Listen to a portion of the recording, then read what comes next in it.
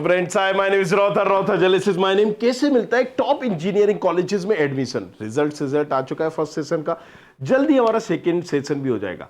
लेकिन what next, हमें जो हमारा ड्रीम कॉलेज है, ड्रीम ब्रांच है, उसमें एडमिशन मिलेगा तो मिलेगा कैसे?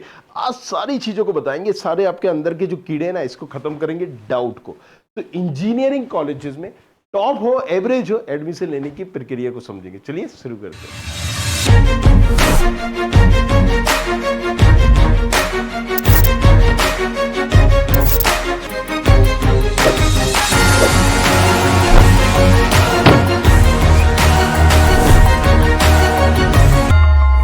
इंजीनियरिंग कॉलेजेस में अगर एडमिशन लेना है तो सीधी सी बात है, आपको 12th करा होना चाहिए। 12th के बेसिस पे डायरेक्टली एडमिशन भी हो जाता है, लेकिन आपको पुछल्ले मतलब निचले क्रम के जो इंजीनियरिंग कॉलेजेस है वो मिलेंगे डायरेक्ट, जिसको हम एडमिशन बोलते हैं 12th के बेसिस पर। ये होता है नीचे कैटेगरी के कॉलेजेस जो हमें एवरेज से भी लो होते हैं, ये डायरेक्टली मिल जाते हैं। मतलब एडमिशन तो आपको एवं ही मिल जाएगा, आप 12th बस दे दो। अगर आप पास बस हो गए तो भी आपका एडमिशन पक्का है, राइट। बहुत सारे कॉलेजेस यहां पर बोल दिया क्राइटेरिया कि मिनिमम 50% होना चाहिए, तो लगभग सभी बच्चों के हो जाते हैं।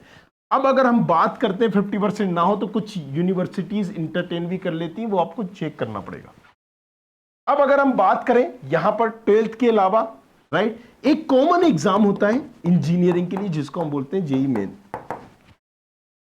Joint entrance examination. ये सिर्फ और सिर्फ टेक्निकल कोर्सेज के लिए, स्पेशली इंजीनियरिंग के लिए होता है, राइट। प्लानिंग के लिए, आर्किटेक्चर के लिए होता है। तो यहां पर आपको एक चीज समझना होगा कि हर साल 10, 11, 12 लोग रजिस्टर करते हैं, 12 लाख लोग। इस बार 12 लाख 20,000, 30,000 लोगों ने रजिस्टर किया है, एग्जामिनेशन दिया है। उससे 20% करीब मान लीजिए 12 लाख के 20% 2,40,000 हो गए। ये बच्चे एडवांस देते हैं, बाकी जितनी भी बच्चे हैं उनको जेईई मेन की एक बाय जेड रैंक दे देते हैं। अभी रिजल्ट परसेंटाइल पर आएगा और फिर परसेंटाइल के बाद सेकंड सेशन के बाद आपकी एक रैंक डिसाइड कर दी जाएगी कि मान लीजिए 12 लाख लोगों में से आपकी रैंक 2,95,000 है। मतलब आपने 12 लाख में से आपका नंबर 2,95,000 है। किसी की रैंक आ जाएगी 60,000, किसी की 50,000, 10,000, 5,000, 25,000। तो इस हिसाब से रैंक दे दी जाती है और उसी रैंक के बेसिस पर आपको एडमिशन मिल रहा होता है। तो क्या सिर्फ रैंक मैटर करती है? नहीं, बिल्कुल नहीं, रैंक मैटर नहीं करती है किसी भी इंजीनियरिंग कॉलेजेस में।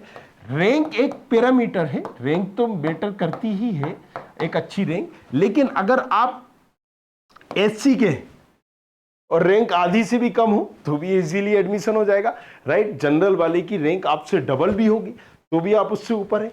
एसटी है तो भैया ट्रिपल आपकी रैंक कम हो, जनरल वाले की 3 गुना ज्यादा हो तो भी उससे आप ऊपर हैं।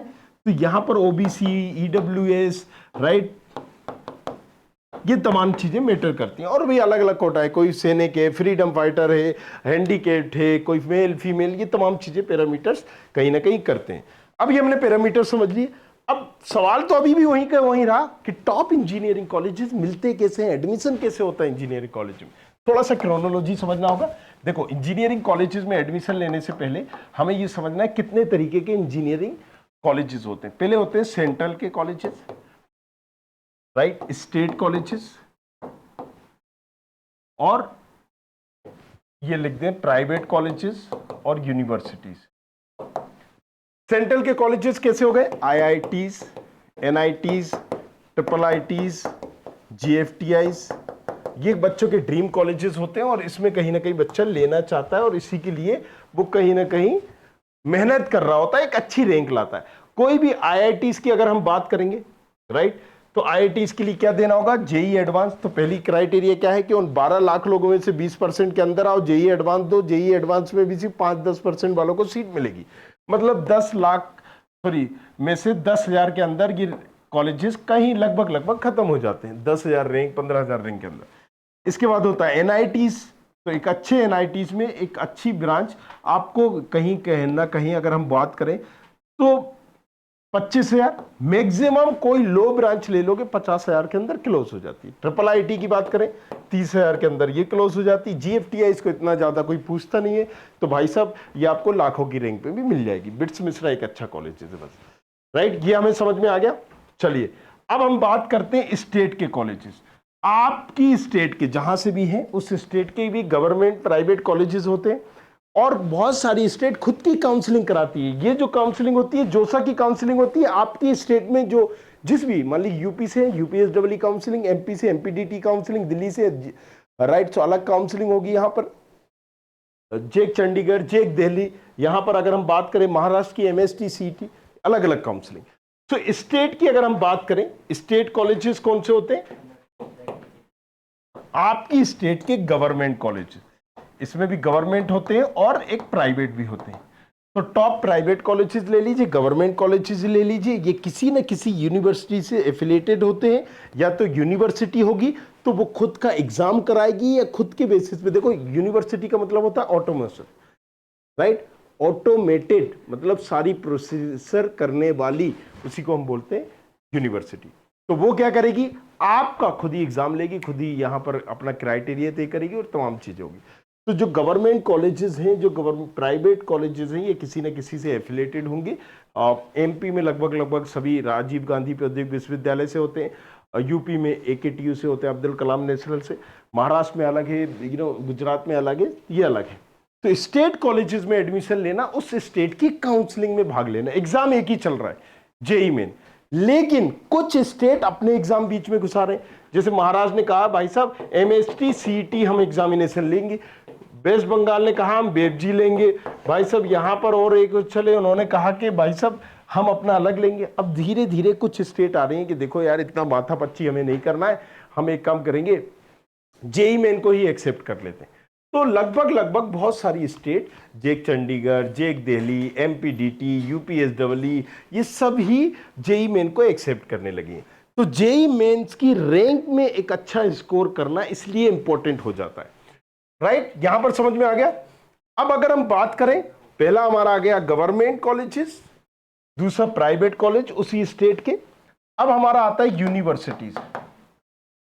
कुछ यूनिवर्सिटीज खुद का एग्जाम कराती हैं, राइट। 800 से भी ज्यादा यूनिवर्सिटीज हैं, लेकिन गिनी चुनी यूनिवर्सिटीज हैं जो नोन है, बहुत अच्छी है। जैसे हमने कहा प्राइवेट की अगर हम बात करें, बिट्स सेट एक एग्जामिनेशन होता है, bits Pilani, bits Hyderabad, bits Goa, बहुत अच्छा कॉलेजेस माना जाता है, कई बच्चे यहां पर देते हैं, राइट। मणिपाल एमईटी अपना अलग एग्जाम कराएगा, वीआईटी ट्रिपल ई अपना अलग एग्जाम कराएगा वीआईटी के लिए। उसमें तीनों कॉलेजेस आ जाएंगे, वेल्लोर भी आ जाएगा, भोपाल भी आ जाएगा, अमरावती भी आ जाएगा, XYZ। एसआरएम अपना अलग एग्जाम कराएगा, एसआरएम ट्रिपल ई के नाम से, राइट। ऐसे बहुत सारे ये यूनिवर्सिटीज जो प्राइवेट है, वेल नोन है। कुछ ऐसी यूनिवर्सिटीज भी होंगी जो स्टेट की होंगी, आपकी स्टेट की यूनिवर्सिटी। मान लीजिए आप यूपी से हो, triple M, Madan Mohan Malaviya, Harcourt Butler, HBTU, right. इसी तरह से तो ये, अब अगर हम एमपी की बात करें तो जैसे BU हो गया, दूसरे हो गए, राइट। तो यहां पर गवर्नमेंट भी हो सकती है यूनिवर्सिटीज, प्राइवेट भी हो सकती हैं। उसकी रेपो के हिसाब से आपको देखना है कि अगर आप वहां प्लान कर रहे हो तो उसका खुद का एग्जामिनेशन आप ले सकते हो, उनका खुद का क्राइटेरिया होता है, फिर जेईई का स्कोर कार्ड वो एक्सेप्ट करते भी हैं और खुद का एग्जाम भी कराते हैं। कई लोग कहते हैं नहीं, हम जैसे बिट सेट है, ये कहता है भाई साहब हमारा ही एग्जाम करो, क्योंकि बहुत बड़ा नाम है, राइट। इस यूनिवर्सिटी को लोग टारगेट कर रहे होते हैं, तो जितना बड़ा नाम उतने बड़े दाम, ऐसा आप समझ लीजिए। तो यहां पर स्टेट कॉलेजेस हो गए। इसके बाद अगर हमने देखा कि यूनिवर्सिटीज हो गई, ये तमाम है। अब कुछ ऐसे भी यूनिवर्सिटीज होती हैं जो डायरेक्टली एडमिशन दे देती हैं, मतलब वो कहती हैं ठीक है तुम्हारे पास जेईई स्कोर कार्ड नहीं है, ठीक है चलो आ जाओ। अच्छा तुमने 12th दिया है, पास हो, ठीक है आ जाओ। अच्छा तुमने कोई एग्जामिनेशन नहीं दिया, ठीक है आ जाओ। तो पॉइंट इज दिस कि उनकी सीटें अगर नहीं भर रही हैं वो अपने क्राइटेरिया पे ले सकते हैं। कुछ यूनिवर्सिटीज होती हैं कि फॉर्मेलिटीज करती हैं यहाँ पर, राइट। सो वहां पर जब आपका एक इंटरव्यू सेशन करेंगे, दिखावा करेंगे, तमाम चीजें करेंगे और आपको ले लेंगे। कई बड़े कॉलेजेस जैसे आपने लवली सुना होगा, अमेठी सुना होगा, शारदा सुना होगा, बेनेट सुना होगा, यहाँ पर भी एडमिशंस हो जाते हैं डायरेक्टली भी। सो अब एक हमारा क्राइटेरिया ये भी हो गया कि भाई साहब कॉलेज कौन सा टारगेट कर रहे हो, फिर आपको डिसाइड करना पड़ेगा कि मुझे कौन सी काउंसलिंग में जाना है। अगर हम आईटी से एनआईटी ट्रिपल आईटीज कर रहे हैं तो जोसा की काउंसलिंग, अगर हम एमपी के कोई स्टेट गवर्नमेंट या प्राइवेट कॉलेजेस टारगेट कर रहे हैं, एमपीडीटी यूपी के कर रहे हैं, तो भाई साहब आपको यूपीएसडब्ल्यू काउंसलिंग करना है। बिहार के कर रहे हैं, राइट, सो बिहार बेसिक कम है तो आपको काउंसलिंग अलग सेपरेट करनी पड़ेगी। राजस्थान का, गुजरात का, वेस्ट बंगाल का, तो कॉमेट के, जैसे हमने एक एग्जाम सुना होगा, कॉमेट के क्या है, बेंगलोर के कॉलेजेस के लिए। तो बेसिकली जो बेंगलोर से होते हैं वो एक केसीईटी देते हैं, बाहर वाले बच्चे कॉमेट के देते हैं, और वहां पर एक क्राइटेरिया है कि ठीक है भाई साहब 35% सीटें कॉमेट के से ली जाएंगी, 45% सीटें यहाँ से केसीईटी से ली जाएंगी, इस तरीके से बाकी मैनेजमेंट से ली जाएंगी या उससे ली जाएंगी। तो ये क्राइटेरिया बना दिया जाता है। इसी तरह से महाराष्ट्र में एमएसटी सीईटी कि भाई साहब 85% सीटें आपकी एमएसटी सीईटी से ली जाएंगी, 15% 10% सीटें जेई मेन से ली जाएंगी। तो इस तरीके से एक क्राइटेरिया है।